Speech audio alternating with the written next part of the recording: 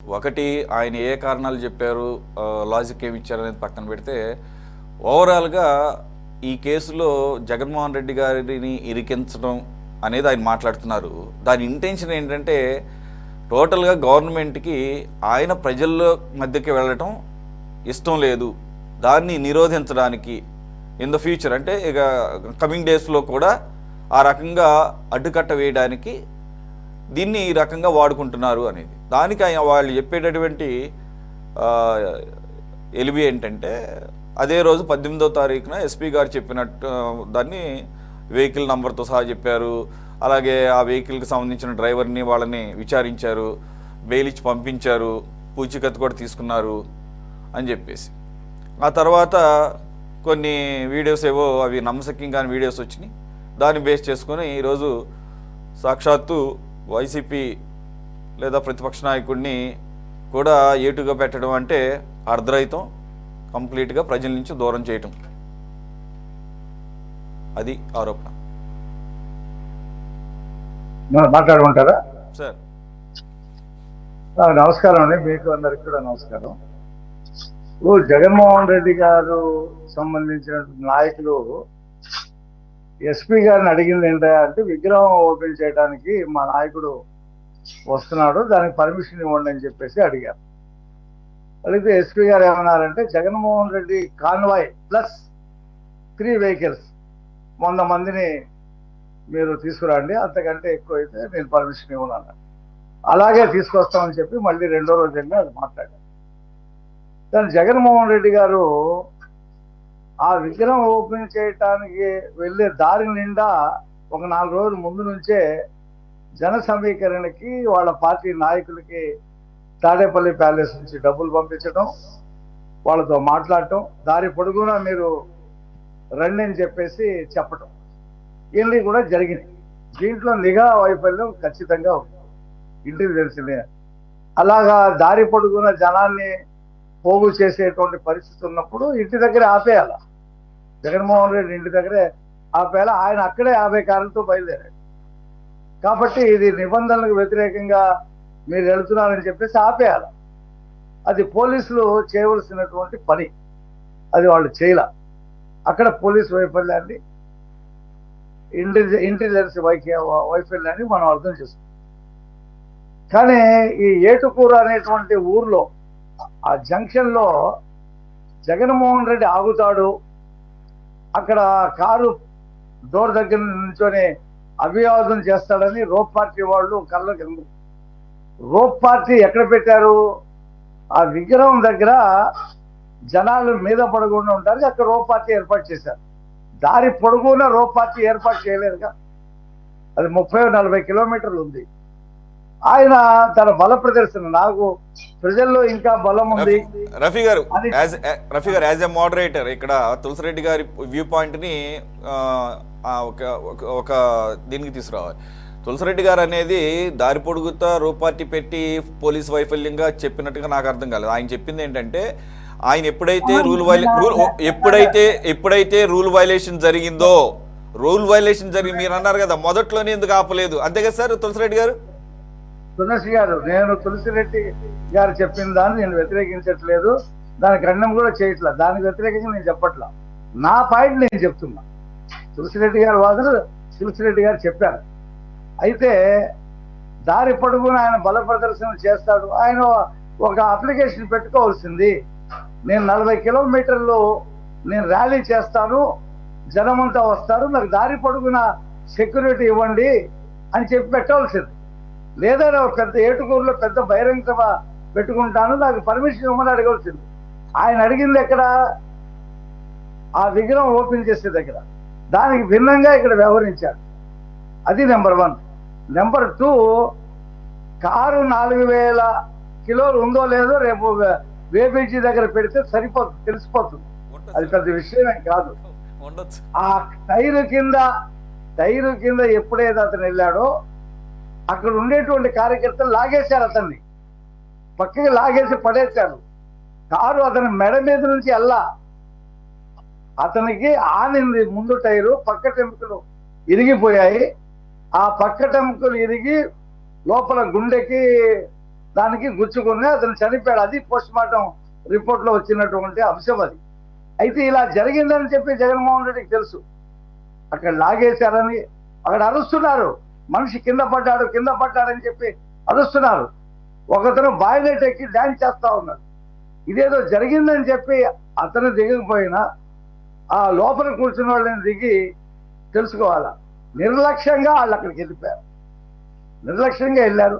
పోనీ రిటర్న్ లో ఏమైనా ఆ ఊర్లో ఆగి ఆ పరిస్థితి తెలుసుకున్నాడా? విజయవాడ వచ్చాడు, బెంగళూరు వెళ్ళిపోయాడు. అదే ఆయన చేసినటువంటి పరిస్థితి. భద్రతా వైఫల్యం వల్ల చనిపోవటం ఏంటి? నువ్వు ఎక్కడ పడితే అక్కడ ఆగుతావని చెప్పాలి కదా. నువ్వు చెప్పకుండా ఆగి భద్రతా వైఫల్యం అంటే దారి పొడుగున ఒక 5,000 మంది పోలీసులు పెట్టమని నీ ఉద్దేశం? అలా అడగవలసింది నువ్వు. నేను విగ్రహం ఓపెన్ చేయడానికి వెళ్తానని పర్మిషన్ అడిగి ఈ రోడ్ షో ఏంటని అంటున్నా నేను. అతను కోర్టుల్ని గౌరవించడు, కోర్టు దగ్గరికి వెళ్ళడు, అతను నుంచోడు అక్కడ.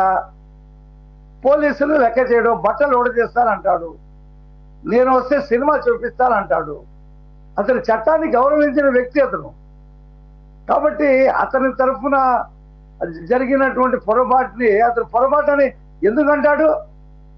జనరల్ గా ఆ ప్లేస్ లో తులసిరెడ్డి గారి, నేను కానీ, బాబురావు గారి కానీ ఉంటే మేము కారు దిగి అతన్ని ఎక్కడైనా హాస్పిటల్ పంపించాలా, వెనకేమైనా ఈ కాన్వాయ్లో ఏమైనా అంబులెన్స్ ఉందా అని చూసి పంపించడం చేస్తారు.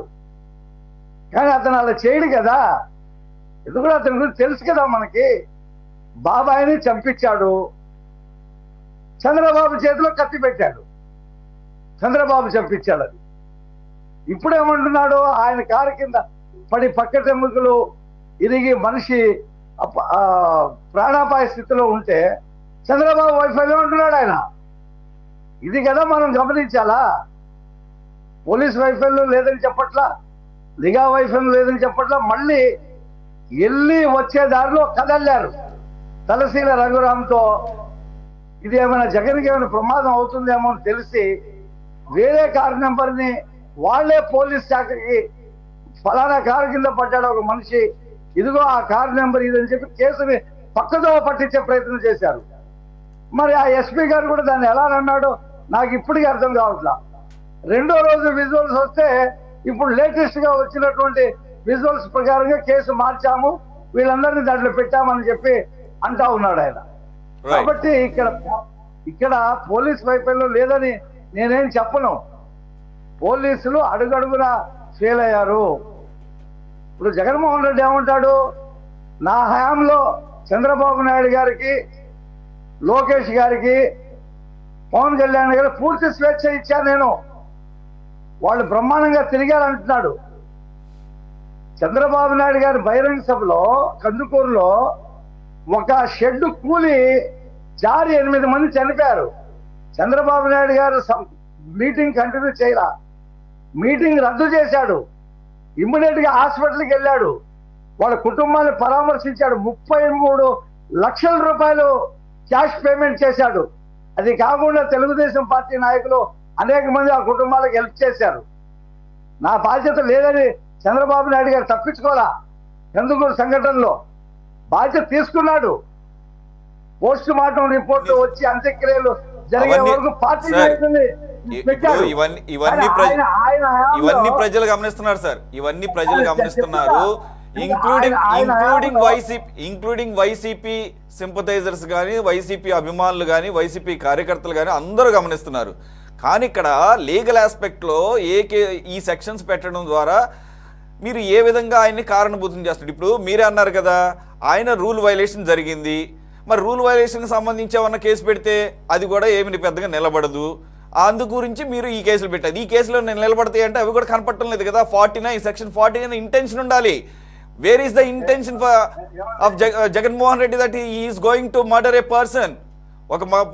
ఒక మనిషి చావుకి కారణమైనటువంటి ఇంటెన్షన్ జగన్మోహన్ రెడ్డి గారిలో లేదు కదా. సెక్షన్ 49 అప్లై కాదు. నైతిక బాధ్యత ఉంది అక్కడ. ఆ కారు దిగి ఆ వ్యక్తికి హెల్ప్ చేయాలి. అతని గురించి అతని పార్టీ కార్యకర్త పూలు చల్లడానికి వచ్చాడు అతను. అయితే ఇక్కడ నేనేమంటానంటే ప్రభుత్వము, పోలీస్ శాఖ న్యాయ కోవిదుని సంప్రదించి కేసు కట్టారు. అది కోర్టుకి వెళ్తుంది. అది కోర్టు దాన్ని సమీక్షిస్తుంది. దాంట్లో లీగల్ పాయింట్ ఉందంటే యాక్సెప్ట్ చేస్తారు, లీగల్ పాయింట్ లేదంటే కొట్టేస్తారు. రైట్. ఇప్పుడు మన కోర్టు కూడా చూసాం కదా, కొమ్మినేని కేసులో ఇక్కడ ఉండేటువంటి జడ్జి 11 నిమిషాల ఆ వీడియో చూసి నువ్వు ఎందుగా ఇలా మాట్లాడావు అని చెప్పి ప్రశ్నించాడు. మరి అదే సుప్రీంకోర్టు జడ్జి ఆ వీడియో చూడకుండా బెయిల్ ఇచ్చాడు. మరి మనం ఏం చెప్తాం దానికి? ఆయన 11 నిమిషాలు వీడియోలో నేను మీతో కూడా ఒక సందర్భంలో చెప్పాను. అక్కడ వాదించింది north Indian lawyers. There is అక్కడ కమ్యూనికేషన్ ప్రాపర్గా అది ట్రాన్స్ఫర్ అవ్వాలి. అక్కడ ఓన్లీ నవ్వాడు, కొమ్మినేని గారు నవ్వారు అంటే మరి నవ్వినందుకు ఇచ్చేస్తారు బెయిల్. నవ్వడం ఒక్కటే ఆర్గ్యూ చేస్తే మరి అలాగేస్తారు. అక్కడ అది కాదు ఎస్టాబ్లిష్ చేయాల్సింది. అక్కడ ఎస్టాబ్లిష్ చేయాల్సింది మనం పద్దాకా అదే పదాన్ని రెఫర్ చేస్తే మనకేదో అసూయ అనుకుంటారు అన్న దాన్ని జడ్జి దగ్గరికి తీసుకెళ్ళడం, సుప్రీంకోర్టు జడ్జి దగ్గరికి తీసుకెళ్ళడంలో మీరు విఫలమయ్యారు, మీ లీగల్ టీం విఫలమైంది. ఎస్, వస్తాను సార్. లీగల్ జడ్జి కూడా అడగొచ్చు, ఏం మాట్లాడాడో వీడియో చూపించండి మాకు కూడా అడిగితే చూపించేవాళ్ళు. ఆ టైం ఇవ్వాలి అక్కడ జడ్జి. సుప్రీంకోర్టు బెయిల్ ఇవ్వడానికి రెడీగా, ఆ ఇద్దరు జడ్జీలు బెయిల్ ఇవ్వడానికి రెడీగా కూర్చొని ఉన్నారు. దాని కారణాలు వేరే ఉన్నాయి, మీకు ఫోన్ లో చెప్తాను తర్వాత. సరే సరే సరే, మీ పాయింట్ అర్థమైంది. కానీ కాకపోతే నేనేమన్నా సుప్రీంకోర్టులో అంత సమయం కూడా ఉండదు. కాబట్టి ఏంటంటే ఆ తక్కువ టైంలో మరి అక్కడే కదా సార్ మన లీగల్ స్కిల్స్ అన్ని బయటపడేది.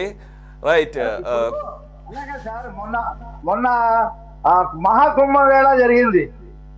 కొన్ని వందల మంది కొట్టుకుపోయారు, ఇంతవరకు ఆచూకీ లేదు. వాళ్ళ పేర్లేంటో తెలియదు, ఎవరెవరు పోయారో తెలియదు. కాబట్టి ఇలాంటి ప్రమాదాలు జరుగుతుంటాయి. దానికి అక్కడ ఉండేటువంటి యోగిని కారణం అని చెప్పి నేను అన్నాను. కానీ భద్రతా చర్యలు చేపట్టడంలో, నైతిక బాధ్యత వహించడంలో ఉంటాయి.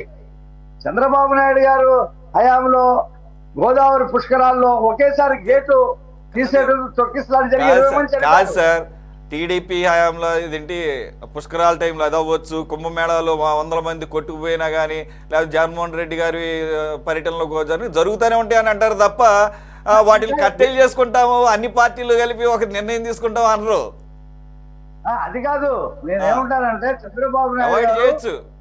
ఏ దేశాల్లో ఈ రకంగా అన్టైమ్లీ డెత్, అన్వాంటెడ్ డెత్స్ ఎక్కడ జరగట్లా. చంద్రబాబు నాయుడు గారు వాళ్ళకి సంబంధించిన కాంపెన్సేషన్ ఇచ్చాడు, వాళ్ళ కుటుంబానికి బాధ్యత వహించాడు. ఓకే ఓకే ఓకే, నేనేమంటున్నానంటే మీ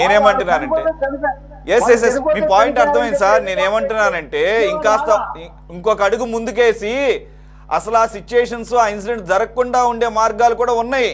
వాటిని పర్సూ చేయడం బెటర్ అన్ని పార్టీలు కూడా. Right sir. బాబురావు గారు, మనిషి చనిపోయాడని తెలిసి వచ్చే దారిలో 10 లక్షలు ఇచ్చేసేది చాలు అని చెప్పి బర్రెన ఊరి మీద నుంచి వచ్చేసి విమానానికి బెంగళూరు పోలా చంద్రబాబు నాయుడు గారు. ఆ రాజమండ్రిలో జరిగిన సంఘటనలో 2 రోజులు ఉన్నారు అక్కడే. 2 రోజులు ఉన్నారు అక్కడే. అవన్నీ అదే అంటున్నాను నేను. అందుకు కూడా రాత్రి 2 గంటల దాకా కార్యక్రమాలు చేపట్టాడు. నేను మీ ఆర్గ్యుమెంట్ తో నేను డినై చేయట్లేదు సార్. నేనేమంటున్నానంటే అవన్నీ ప్రజలు గమనిస్తున్నారు. అవన్నీ కూడా ఒక నైతిక పరమైనటువంటి అంశాలు. అవన్నీ కూడా రిఫ్లెక్ట్ అవుతాయి రేపు వారి నిర్ణయాల్లో.